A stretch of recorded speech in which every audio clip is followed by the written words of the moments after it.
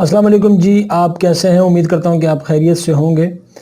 देखें जी, आप जॉब पे जाने से पहले आप कुछ ना कुछ सीख के जाएं और आपको ये पता होना चाहिए कि जॉब के इंटरव्यू के लिए जब आप जा रहे हैं, स्पेशली अकाउंट्स की जॉब के लिए, तो आपसे वहाँ पे कुछ पूछा जा सकता है।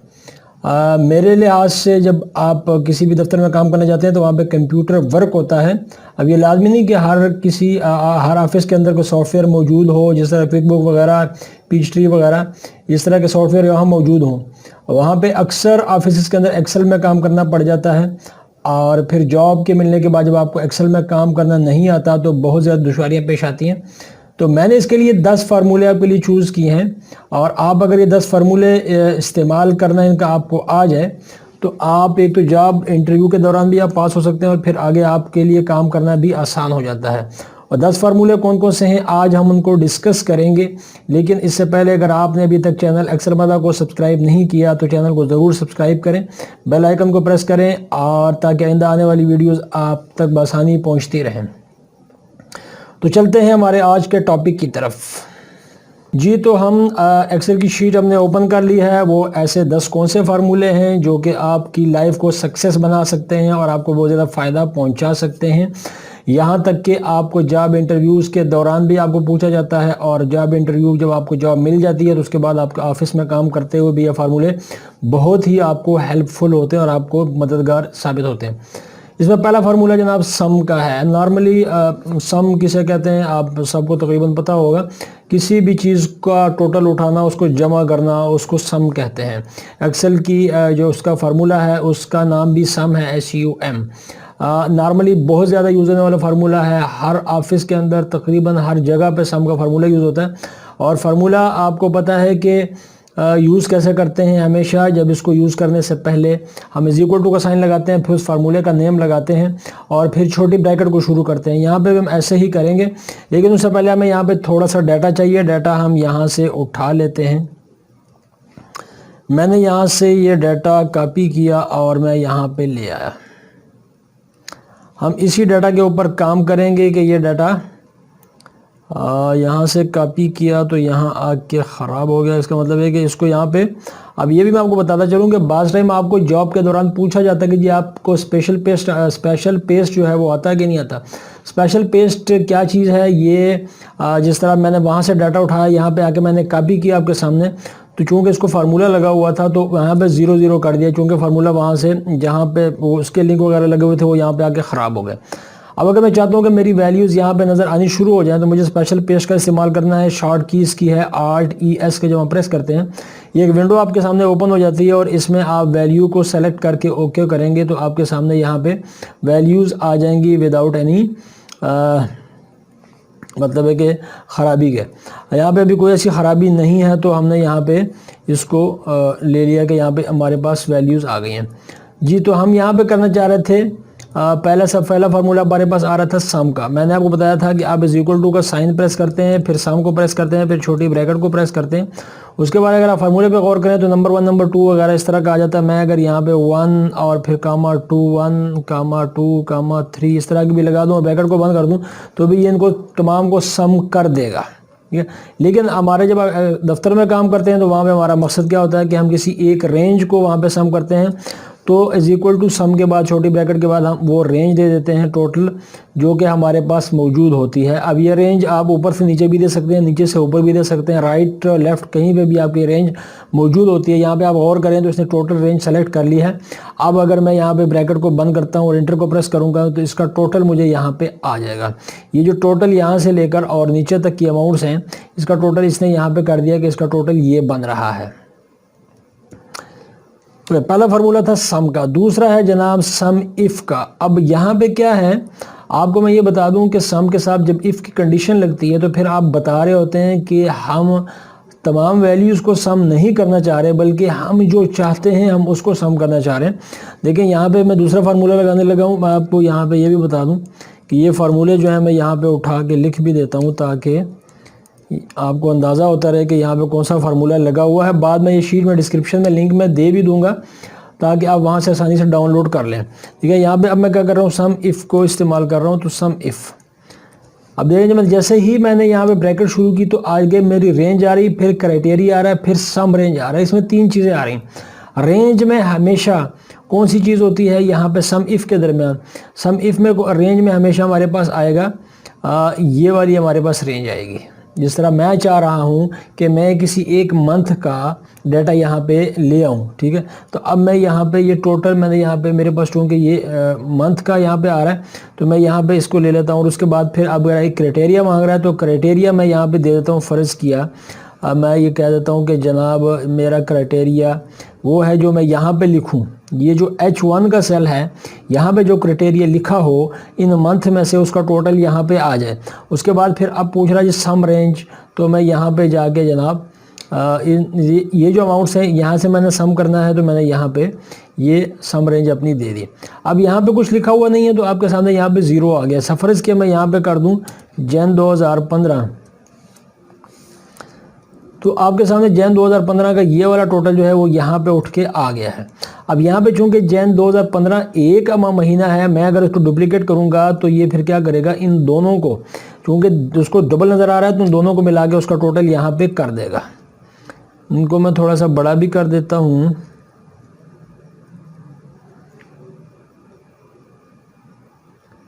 ठीक है जी। अच्छा, अब अगर यहाँ पे आप कोई भी लिखेंगे, मैं फ़र्ज़ किया फरवरी 2015 लिख देता हूँ, फ़ेब 2015 लिखा, तो अब क्योंकि यहाँ पे उसको फ़ेब 2015 नज़र नहीं आ रहा तो इसलिए यहाँ पे उसने क्या कर दिया, ज़ीरो कर दिया। मैं अगर यहाँ पे फ़ेब 2015 कर दूंगा तो वह टोटल यहाँ पे उठा लेगा। ठीक है, ये होगा सम इफ़ का। उसके बाद एवरेज, हर बंदा जानता है कि एवरेज क्या चीज़ है। हमारे पास एक टोटल अमाउंट्स होती हैं या टोटल, जिस तरह आप समझ लें कि आपके दफ्तर के अंदर या फिर आपकी कंपनी के अंदर कुछ लोग काम करते हैं, उनकी हर शख्स की तनख्वाह मुख्तलिफ है, कोई 15,000, कोई 17,000, कोई 20,000, इस तरह की तनख्वाहें हैं। अब अगर ये जितने लोग होंगे उनका टोटल उसके ऊपर जब डिवाइड करेंगे तो उसका एवरेज आएगा। ठीक है, तो हम क्या करते हैं, हमको सिंपल उसको एक फार्मूले के ज़रिए से निकालते हैं यहाँ पे एक्सेल में, और उसके लिए फार्मूला इस्तेमाल होता है एवरेज का। एवरेज हम यहाँ पे लिखेंगे, उसके बाद हम फिर वही ब्रैकेट को शुरू करेंगे। और अब अगर मैं आपको यहाँ पे ये वाली रेंज दे दूँ तो इसका एवरेज यहाँ पे मेरे सामने आ जाएगा ये वाला। ठीक है, ये इसका एवरेज यहाँ पे आ गया। मैं इस एवरेज को इस साइड पे ज़रा दोबारा इस्तेमाल करना चाहता हूँ और इनको किसी और थोड़ी सी अमाउंट्स जो हैं उनके साथ इस्तेमाल करता हूँ। मतलब मैं फ़र्ज़ किया यहाँ पे लिख देता हूँ 15,000, यहाँ पे लिख देता हूँ 16,000। जैसा मैंने अभी बताया कि ऑफिस के अंदर कुछ लोग हैं जिनकी मुख्तलिफ सैलरीज़ हैं। अब मुझे बताएं कि आपके पास ये 3 किस्म की सैलरीज आ रही हैं, ठीक है, और फ़र्ज़ किया ये मेरे पास कोई 5-6 लोग हैं, जिस तरह के मैं इनको यहाँ पे डुप्लीकेट भी कर देता हूँ कि 5-6 लोग हैं और उनकी सैलरी जो है वो इस एरिया में है या इस रेंज के अंदर है, 15 से लेकर और 17 तक इस किस्म के। अब मैं अगर इसका एवरेज लेता हूँ, पहली बात तो ये कि जब मैं इसको सेलेक्ट करता हूँ तो सिलेक्शन के बाद आप नीचे जो इंफॉर्मेशनल बार है, ये वाली, ये जो स्टेटस बार है, यहाँ पे आप देखेंगे तो आपको एवरेज बताएगा 16,000। क्या बताएगा? 16,000। अब मैं अगर इसका एवरेज यहाँ पे ले लेता हूँ, देखें AVER एवरेज, और यहाँ पे मैंने ये वाली टोटल रेंज देने के बाद फिर ब्रैकेट को बंद कर दिया। अब आप देखेंगे तो आपके पास 16,000 आ रहा है। असल में इसने क्या किया है, ये अगर मैं यहाँ से लेकर यहाँ तक नीचे तक काउंट करूँ तो ये मेरे पास टोटल 6 आ रहे हैं, 6 लोग हैं। इनका मैं टोटल ले लेता हूँ, ये इनका टोटल आ गया, टोटल सैलरीज इनका आ गया। अब इसको मैं अगर 6 पर डिवाइड करूँगा, इसको अगर मैं 6 पर डिवाइड करता हूँ, ठीक है जी, तो आपके सामने वो अमाउंट आ जाएगी जो अभी ऊपर एवरेज ने करके दिखाई है। एवरेज करता यही है, लेकिन चूंकि यहाँ पे फार्मूले की सूरत में मौजूद है तो हम उसको इजीली यहाँ पे यूज़ कर सकते हैं। उसके बाद दूसरा आ गया जी काउंट का। इसका नाम से जाहिर है कि ये क्या करेगा, ये आपको काउंट करके बताएगा कि इस रेंज के अंदर क्या है, कितने सेल्स ऐसे हैं जिनके अंदर कुछ लिखा हुआ है, जो सेल्स खाली होंगे उनको काउंट नहीं करेगा। अच्छा, अब काउंट है, और काउंट क्या करेगा ये आपको, जिस तरह मैं यहाँ पे अगर काउंट का फार्मूला लगाता हूँ COUNT काउंट, ठीक है। अब ये मेरी रेंज है टोटली, इसको मैंने यहाँ पे रेंज दे दिया, ब्रैकेट को बंद कर दिया, मैं यहाँ पे आ गया तो इसने बताया कि ये 7 है। और वैसे भी अगर हम इनको यहाँ से ऊपर से लेकर नीचे तक गिने सेलेक्ट करें तो ये 7 ही है। अगर मैं यहाँ से एक को डिलीट कर देता हूँ तो आप देखेंगे वहाँ पे भी 6 हो गया। ऑटोमेटिकली ये फार्मूला खुद ब खुद चेंज होता रहेगा। अच्छा, अब इस फार्मूले को हमने अभी जो फार्मूले लगाए थे इस्तेमाल करने हैं, पर ये फार्मूले कितने हैं, मैंने फार्मूले की रेंज दे दी और फिर इसको यहाँ पे बंद कर दिया। ठीक है ना, तो इसका बताया कि जी ये 0 है, हालांकि यहाँ पे कितने हैं अगर आप देखें तो ये 10 हैं। ठीक है, ये जो फार्मूला काउंट का है ये टेक्स्ट को कैलकुलेट नहीं करता, ये हमारा न्यूमेरिक वैल्यूज़ को हमेशा कैलकुलेट करता है। अगर आपने टेक्स्ट को कैलकुलेट करना होगा तो फिर उसमें क्या होगा, काउंट अल्फ़ा। ठीक है, मतलब वो अल्फ़ा का आपको कैलकुलेशन के लिए, फिर अगर आप मैं सिंपल यहाँ पे ए लगा दूँ, इस काउंट के साथ ए लगा दूँ, तो ये इसको भी काउंट करके मुझे दिखा देगा। यानी काउंट सिर्फ न्यूमेरिक वैल्यूज़ को करेगा, काउंट ए अल्फ़ा न्यूमेरिक दोनों को करेगा। अगर ये ऐसा नहीं है कि यहाँ पे मैं न्यूमेरिक लिखूँगा तो उसको नहीं करेगा, ये न्यूमेरिक को भी यहाँ पे काउंट करेगा और अल्फ़ा को भी काउंट करेगा। लेकिन जो सिर्फ काउंट का फार्मूला है वो क्या करेगा, वो सिर्फ न्यूमेरिक वैल्यूज़ को काउंट करेगा। जैसा कि हमने सम इफ़ को यूज़ किया था, तो इसके बाद काउंट है, काउंट के बाद अब फिर लाजमी बात है काउंट इफ़ को भी यूज़ करेंगे। अब इसको भी देखेंगे, इसमें भी क्राइटेरिया आएगा।